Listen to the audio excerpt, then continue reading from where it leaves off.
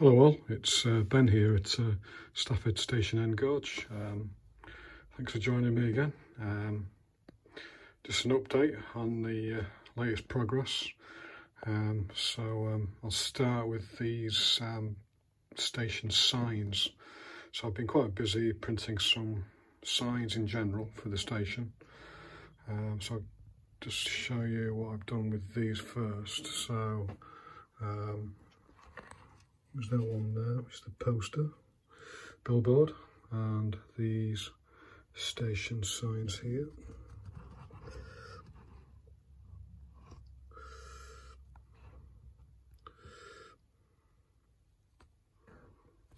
I'll just take you through to the ones over here. I'm just doing a cutaway here of this platform, just taking the roof off of this for this platform to show you these.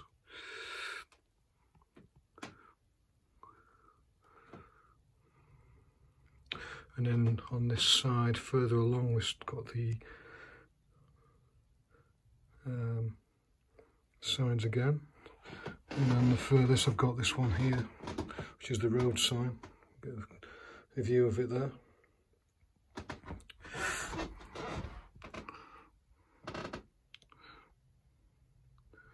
So basically, to actually do these, I took scans in from a recent trip, scanned them into what I decided to use was a software package called Affinity Photo, and I used it to basically clean them up and then resize them to the correct size. But one mistake I did make when I was photographing the station was that I didn't do enough face-on pictures or basically when you visit a site to get to research it, you know, you really should get a face-on data, which i.e. you should be face-on like that.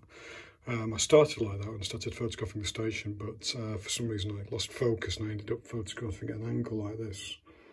So to actually get information from them, or to get posters out of the pictures, I then had to actually skew them so they were actually straight on. This is where this Affinity Photo is quite useful. It has a perspective tool where you can skew the angle and make it straight. So I found that quite useful. I mean, if you are using a photo tool, Affinity Photo is quite good. It's fairly cheap, 50 quid. You know, I'm not going to spend tons of money on Photoshop. And what you want to do is get the highest resolution DPI dots per inch you can, because you're going to be eventually printing them extremely small, especially in N-gauge. So yeah, what I usually do is I do, say, one of these, and then I copy paste it on the same page, and I get 10 of them. I think I got 20 of these because these are on each side. And then print that on a sort of gloss paper. Unfortunately, the gloss paper was quite smudgy, so I then had to varnish it with the sort of satin varnish. And also, like everything, once it's printed, then I had to make these posts, which I used 0.8mm brass rod, and then I put these little stands on here, and then painted it with the rail match rail red there.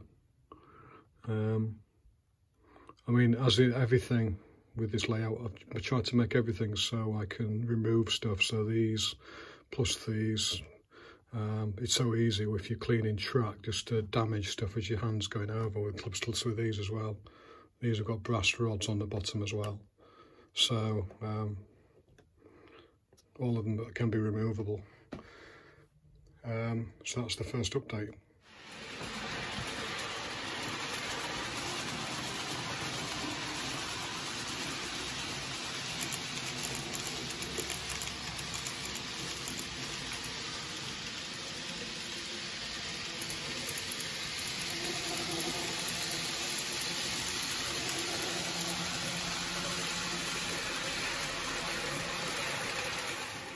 The second update I did was making this platform canopy here. Let's give you a good look at it.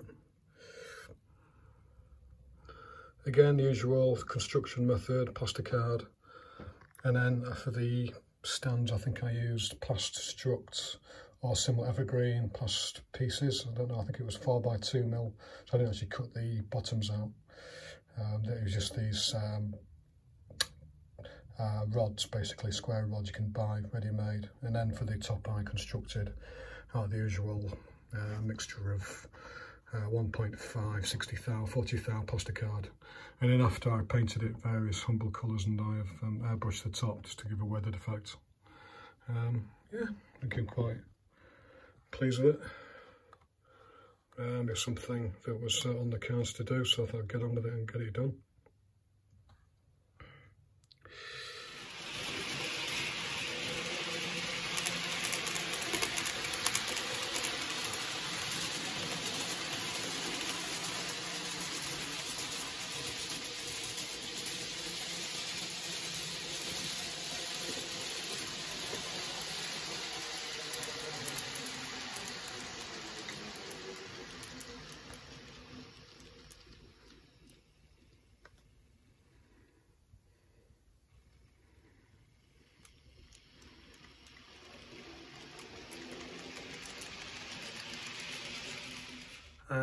The next thing I managed to get constructed was the G&C building, which was, I think it was abandoned in 1971. So when I went about 10 years ago, I mean, it would, that's quite a long time. It's just been sat abandoned, and now it's been demolished. It's probably demolished about 2015 roughly, and the housing estate's there now. But I think this is more interesting as a building. So if you can see, I've used Affinity Photo to get the actual logo there, and I've stuck that on. But that was the photograph I took of that Castle Engineering sign. For the windows, I've kind of downsized some factory windows I had.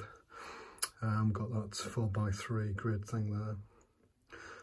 For the brick wall is interesting because I did try and use a method of using Vallejo paints for the mortar, for the cream. Unfortunately, it just didn't work. I was basically I did the red in oils, and then I tried to, with a very shallow mix of Vallejo cream, as in very diluted with the thinners, try to spin it over and then do the mortar, and then try to, after that, I used a dry brush to put the red back in. It just didn't work. It was very flaky, the Vallejo, so I kind of went back to basics and went for some other ideas. And the thing I did eventually come up with was just on the bare red plastic brick sheeting, I just covered it in a cream oil enamel, basically, very thinned. So you just spread that over the bare plastic sheeting, and then I just airbrushed over with the red brown, and that seems to sort of work okay. So it's all based off enamel paints. Yeah, airbrushing at the end, I thought, to me, was the most effective method, and it seemed to work. So I built that into the edges there. I'll just give you a look at that.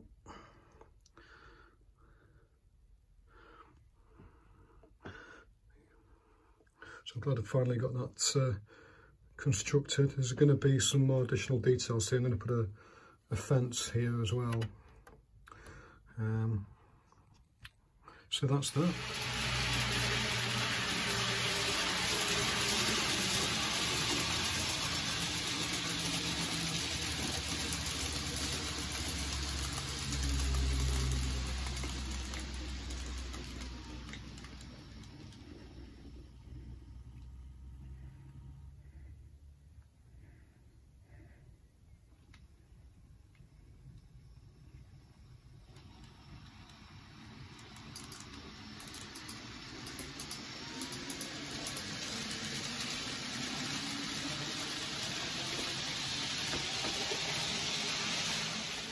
Another quick scan of the posters which I did over in the far corner, and there are some on the other side of the platforms as well. You can't see it. I've also just done a, you might just be able to notice it, a vending machine. But I don't think I can. I think I've got to closer. There's a vending machine in there as well. See if I can just get the thing in right close. I think it's just too dark.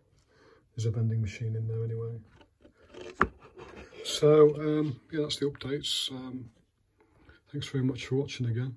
I'll probably be doing a running session again with all the details. Well, bye for now. Thanks very much.